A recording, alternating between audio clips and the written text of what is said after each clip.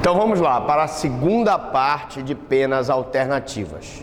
Penas alternativas, parte 2. Então nós estamos falando do conceito, da natureza jurídica e agora, evidentemente, nós vamos falar das espécies, né? Espécies. Então, nós fizemos as seguintes divisões, tá? Primeiro, espécie, penas pecuniárias. Então, pena pecuniária, evidentemente, é aquela que recai sobre o patrimônio da pessoa. Então, por exemplo, número 1, multa recolhida aos cofres do Estado. É um caso, por exemplo, de uma pequena sonegação, não pagamento de um imposto estadual, e eu então vou, ao invés daquela pessoa ser presa pelo não pagamento do imposto, eu vou estipular uma multa recolhida ao cofre do Estado. Multa indenizatória para a vítima. E aí, por exemplo, eu teria aqueles acidentes de trânsito em que a vítima fica lesionada e precisa de um valor para poder fazer o tratamento dela de fisioterapia. Eu vou estipular uma multa indenizatória para a vítima. Reparação do dano. Nós explicamos que hoje o Código de Processo Penal, ele deixa claro que o juiz criminal pode fixar o valor da indenização nocível. Atenção, o juiz criminal pode fixar o valor da indenização nocível. E o que os juízes criminais têm entendido? Para isso, eu preciso ter um pedido dessa indenização logo na petição inicial, no caso na denúncia ou na queixa, e o valor da indenização, ele tem que ser provado. Então, por isso que eu peço, por exemplo, lá na promotoria de violência doméstica, quando a mulher vai lá, eu digo: minha senhora, qual foi o seu prejuízo? Eu sofri, teve uma lá que o cara com a agressão quebrou, né, a perna dela, ela ficou 30 dias sem poder exercer, mais de 30 dias sem poder exercer as suas ocupações habituais. A senhora tem a chapa? Chapa, uma palavra feia, né? Hoje chapa é antigo, é como se eu tivesse falado: a senhora tem urinor? A senhora já foi na retrete, essas coisas. Bom, mas a senhora tem o laudo que a senhora quebrou a perna? Quanto tempo a senhora ficou sem trabalhar? Já tem um atestado médico? Então, tudo isso vai dar munição para que o juiz possa fixar o valor de uma reparação do dano. E a reparação do dano é uma pena alternativa, como vocês podem ver aqui. Entrega de dinheiro ao Estado, também, aqueles desvios, pequenos desvios de recurso, né? Se hoje não se permite a composição entre o autor da improbidade e o ímprobo, né? O improbo que desviou recurso público. Mas já se discute a possibilidade do Ministério Público compor com o gestor que desviou o recurso na ação de improbidade. E se for uma pequena quantia, poderia haver a entrega de dinheiro ao Estado. Entrega de dinheiro a instituições beneficentes, né? E aí nós temos as beneficentes portuguesas, né? Temos instituições que vivem dessa ajuda, por exemplo, instituições que são usadas para tratamento de drogados, de alcoólatras, né? E essas instituições, eu poderia estipular uma pena alternativa em que a pessoa fizesse entrega de determinada quantia àquelas instituições. Pagamento de cesta básica, tá? E aí, sobre o pagamento de cesta básica, eu quero aqui aproveitar para falar um pouquinho da Lei Maria da Penha. Professor Franklin, é possível a aplicação de pena alternativa na Lei Maria da Penha? Mas é possível a aplicação dos institutos benévolos do juizado, composição civil e transação penal na Lei Maria da Penha? Não. Uma coisa são os institutos benévolos dos crimes de menor potencial ofensivo, que são aqueles cuja pena máxima não é superior a 2 anos, que é a composição civil, a transação penal, a audiência de conciliação feita no juizado especial. Isso não pode haver na Lei Maria da Penha. Mas a pena alternativa na Lei da Maria da Penha é possível, desde que não haja violência contra a pessoa ou grave ameaça. Por exemplo, uma perturbação da tranquilidade. Mas, quando houver violência ou grave ameaça, eu não vou aplicar essa pena alternativa, porque nós já vimos que a restritiva de direito ou pena alternativa, ela pressupõe que o crime não seja praticado com violência ou grave ameaça. Tá, professor Frank, beleza. Não posso aplicar a alternativa porque o crime foi praticado com violência ou grave ameaça. Qual o instituto que substituiria, já que eu não posso aplicar a pena alternativa? O SUSI. Então, hoje, na violência doméstica, a maioria das situações eu aplico o SUSI. Agora, preste atenção, uma das penas alternativas que está proibida na Lei Maria da Penha é esse pagamento de cesta básica. Você não vê um juiz estipular uma pena alternativa de pagamento de cesta básica para a mulher, porque as cortes superiores, o Supremo Tribunal Federal entende que seria um aviltamento do direito da dignidade da mulher. Ela resolver aquela violência com o pagamento de uma cesta básica. Mas essa proibição em relação a ela ser aplicada isoladamente ou em hipótese alguma ela pode ser aplicada? Ela não pode ser aplicada isoladamente, também não pode ser aplicada em hipótese alguma. Tá? Claro que nosso entendimento, eu acho que o Estado brasileiro se omiscui demais na vida particular das pessoas.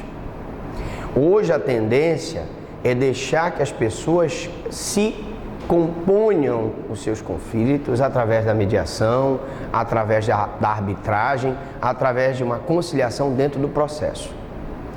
Então, muitas das vezes, a mulher vai lá, diz, olha, voltamos, está tudo bem, queremos recompor isso aqui, e eu não posso fazê-lo. Porque o Supremo, vocês já sabem, uma decisão que teve uma grande repercussão, entendeu que a ação penal é pública incondicionada. A partir do momento que o juiz recebe uma denúncia no âmbito da violência doméstica, mesmo que a mulher queira se retratar, ela não poderá fazê-lo. E até que ponto isso resolve o problema? Não sei, é questionável. O que eu acho, no meu modesto entendimento, é que deveria se dar mais oportunidade para que o cidadão, ele pudesse resolver os seus problemas e não levar toda e qualquer demanda para o Poder Judiciário para resolver, porque, como eu te falei, não é um problema de lei, não é um problema do Poder Judiciário, é um problema do Estado dar condições de exercício dos direitos fundamentais, é um problema de família, de estruturação de família. Se a família estiver bem estruturada, com certeza não vai haver esse tipo de problema. Bom, pagamento multa assistencial a entidades beneficentes, parecido com a entrega de dinheiro. Multa é uma coisa, né? Você pode, na pena alternativa, estipular uma prestação de serviço, por exemplo, ou multa. Então, você pode estipular uma multa uma entidade beneficente. Ou você pode simplesmente fazer um acordo numa transação penal para que a pessoa entregue dinheiro diretamente para a instituição beneficente. No fundo, dá no mesmo. Ele entrega o dinheiro ou ele paga a multa. Qual a diferença? Que se for multa e ele não pagar, temos aquela diferença, né? Vai para a dívida ativa da Fazenda Pública, né? E ele é executado. Se for a entrega e ele não entregar, aí a pena alternativa volta para a prisão. Então, qual é a melhor para aplicar? A entrega. Porque se ele não entregar, vai ter que cumprir a pena privativa de liberdade. Se for a multa não volta para a pena privativa de liberdade. Pegou? Captou? Então, quando vocês fizerem o acordo, cuidado com isso.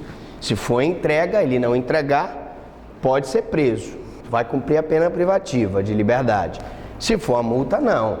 Se for a multa vai ser inscrita na dívida ativa da Fazenda Pública, a Procuradoria da Fazenda vai executar e aí nós vamos ainda demorar para receber esse valor. Penas de restrição de liberdade.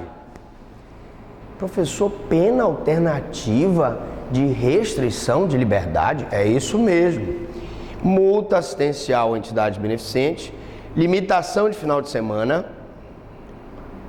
Vamos começar com a limitação de final de semana, porque a multa assistencial à entidade beneficente é a anterior, né? Limitação de final de semana é uma pena restritiva de liberdade? É. Naquele final de semana tu queria fazer um churrascão, convidou os amigos, teu aniversário, vai comer aquela linguiça. Você coloca, ela vai naquela churrasqueira nova que você comprou, aquela cervejona gelada, que você coloca no sol, chega, ela transpira. Mas naquele final de semana você não pode fazer isso, porque você está na limitação de final de semana. Amigo, é uma limitação de fim de semana. Recolhimento domiciliar. Você vai trabalhar durante o dia normal, mas às 18 horas você tem que estar recolhido nos seus aposentos. O problema todo é o seguinte, professor Franklin, qual é o problema disso tudo? Quem vai fiscalizar?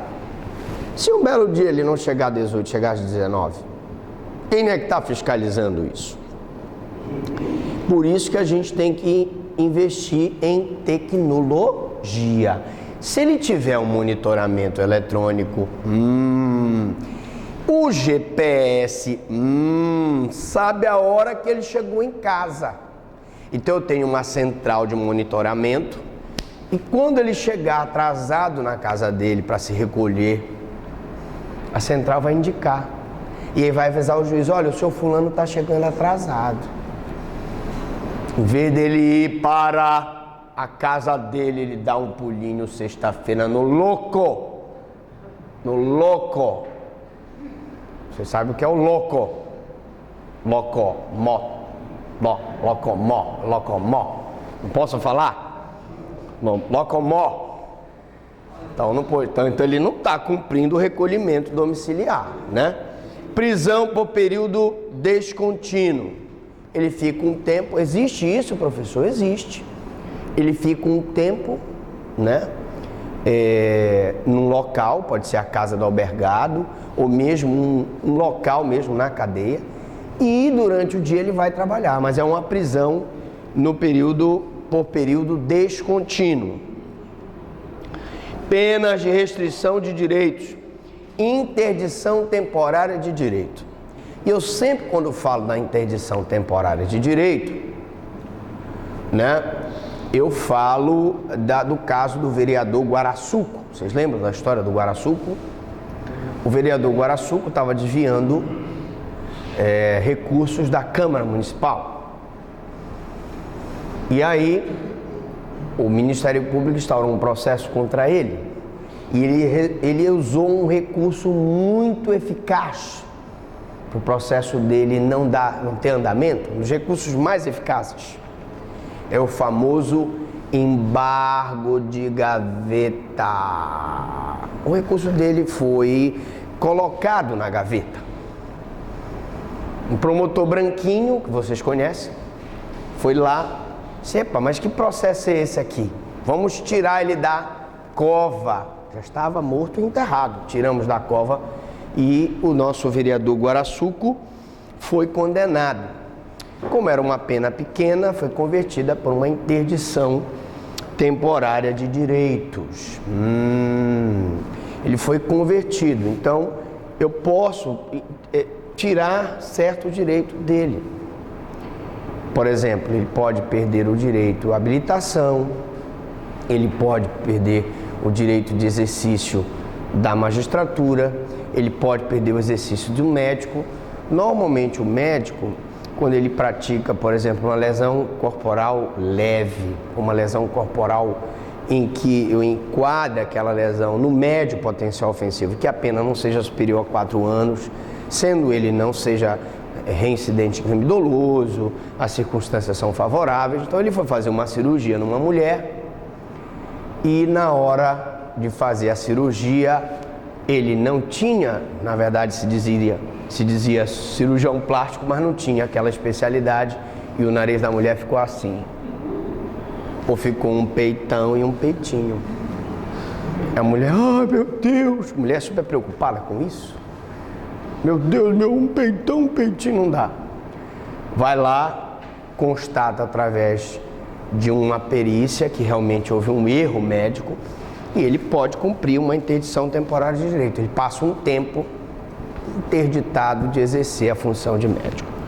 Perda de direitos.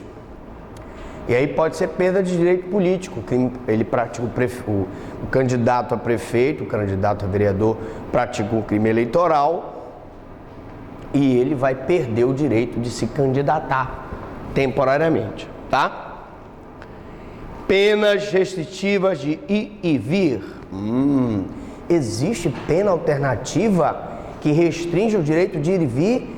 Existe. Proibição de frequentar certos lugares. O cara é condenado, por exemplo, por tráfico de drogas. Se ele frequentar aquela boca de fumo, ele pode se sentir estimulado a voltar a traficar. Então eu vou proibi-lo de frequentar certos lugares, quer seja o usuário, quer seja a associação para o tráfico, quer seja o próprio tráfico. Claro, vai depender de que a pena seja inferior a 4 anos, né? Confinamento, exílio local ou rural. O cidadão mora numa ilha no Marajó, é condenado por uma determinada sanção, uma pena alternativa. Ele pode ficar isolado naquela ilha? Pode. É o confinamento. Difícil é fiscalizar o cumprimento desse confinamento. Proibição de passar por certos lugares. Nós temos, na Lei Maria da Penha, por exemplo, o homem fica proibido de passar na casa da mulher. A gente já, de quebra, já proíbe ele de passar na casa da mulher e também de passar na casa da sogra. E, geralmente é perigo quando ele passa ou na casa da mulher ou na casa da sogra. Então, eu proíbo ele de passar por certos lugares. Proíbo obrigação de mudar de residência ou de bairro. Ele vai permanecer naquela residência, naquele bairro, até que ele termine de responder o outro processo, como pena alternativa. Penas de prestação de serviço. Eu tenho a prestação de serviço à comunidade, que vocês já sabem que é aquela em que o cidadão presta serviços à comunidade, fora do horário de estudo, fora de horário de trabalho. As tarefas são gratuitas e essa pena não pode ter um cumprimento abaixo de 6 meses. Então a pena privativa de liberdade, que foi convertida à prestação de serviço à comunidade, ela não pode ser inferior a 6 meses, tá? Outras tarefas como visitar hospitais, asilos, casas de repouso, etc. Então, o cidadão, ele é advogado, ele é professor da universidade, ele pode sofrer uma pena de prestação de serviço para visitar, por exemplo, as faculdades, ministrar alguns cursos gratuitamente para os alunos. Pena de inabilitação ou perda de função. Suspensão dos direitos políticos voltarem a ser votado, nós já vimos. Geralmente essa pena é aplicada em crimes eleitorais, desde que, lógico, o crime, e aliás a maioria dos crimes eleitorais é de menor potencial ofensivo, com algumas raras exceções que são de médio e raríssimas exceções em que o crime é de grave potencial ofensivo. Tá? Perda do cargo ou função, e aí essa perda do cargo ou função Caso do vereador Guaraçuco, que poderia perder o cargo de presidente da Câmara, o cargo de vereador, tá?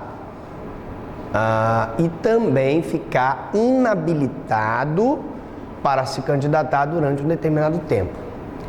Já que, lógico, se trata de uma pena alternativa que tem um prazo, né? Eu não posso ter uma pena perpétua. Então ele não fica inabilitado de ser candidato para sempre, ele fica durante um período determinado de tempo. Perda de cargo ou função, incapacidade para exercer o poder familiar, tutela ou curatela. E aí eu vou contar a história do Tota. Sempre eu conto a história do Tota. Vocês lembram da história do Tota? O Tota era um cidadão que consertava a geladeira no interior de São Sebastião da Boa Vista. Funcionava mais ou menos assim: as velhinhas iam com a geladeira quebrada lá e ele tirava o motor da geladeira de uma velhinha e colocava na outra. Quando, às vezes a velhinha ia lá pegar a geladeira e às vezes ela deixava a geladeira, largava de mão, comprava uma nova e ele pegava as geladeiras e levava as geladeiras para um município de Curralinho, pegava o barco e ia, beleza, tranquilo. Um belo dia, ele estava em colóquios amorosos com uma piriguete, né? E o filho dele passou e pegou no flagra o pai. Aí o pai olhou para ele e disse: olha, vai contar, tá mamado, né? Vai contar nada para tua mãe. E o menino, X9, dedo duro, foi lá: mamãe, quero lhe contar uma coisa. Diga lá, meu filho. Papai estava se agarrando aí com uma piriguete. Beleza. Deixa.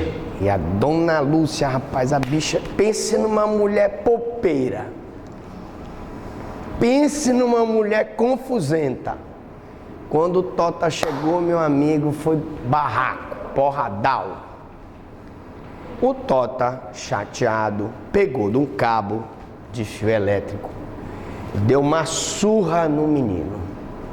A surra foi tão forte, mas foi tão forte, que o menino não só se urinou todo, como desmaiou. O juiz condenou o Tota por maus tratos. E nessa condenação, condenou a incapacidade para o exercício do poder familiar. Ele perdeu o poder familiar sobre aquele filho. Ele perdeu o direito de exercer o poder de pai dele sobre aquele filho.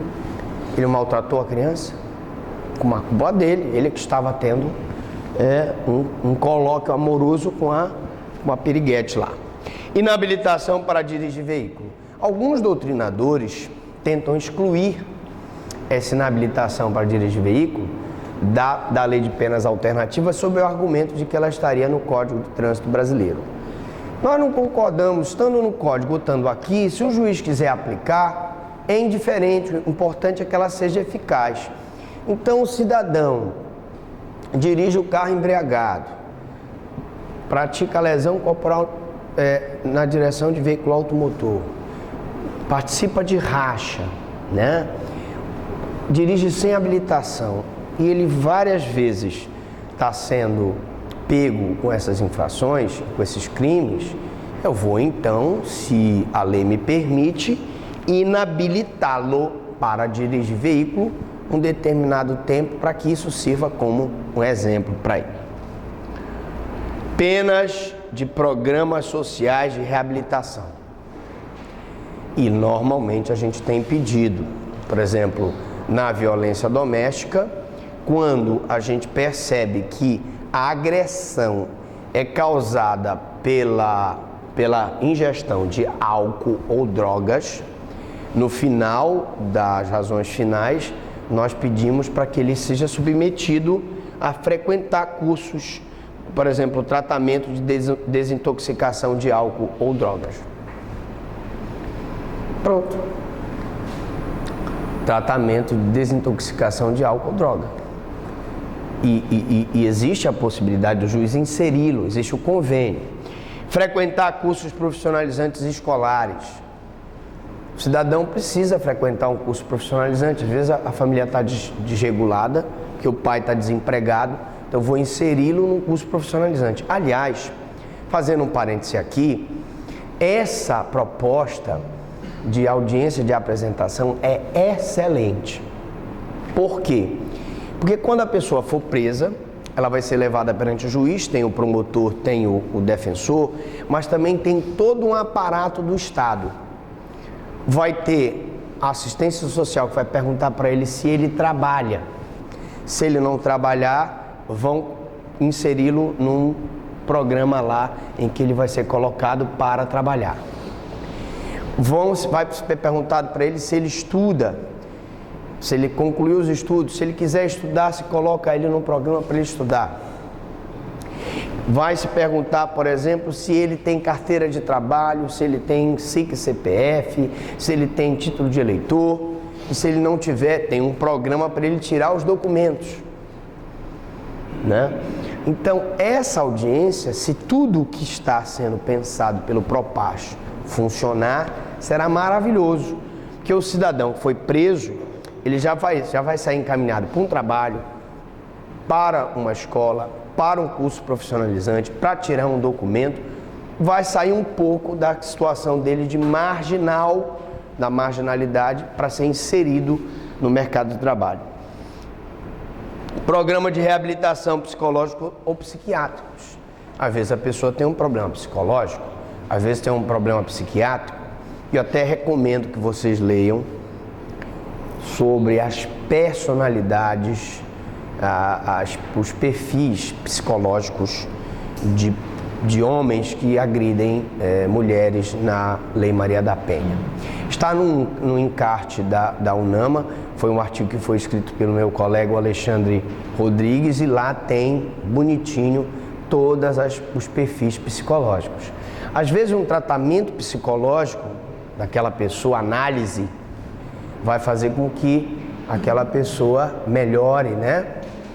Ou um tratamento psiquiátrico, o cara precisa realmente tomar um remédio, né? Um antidepressivo para melhorar o relacionamento dele. E aí eu vou submetê-lo a um programa de reabilitação.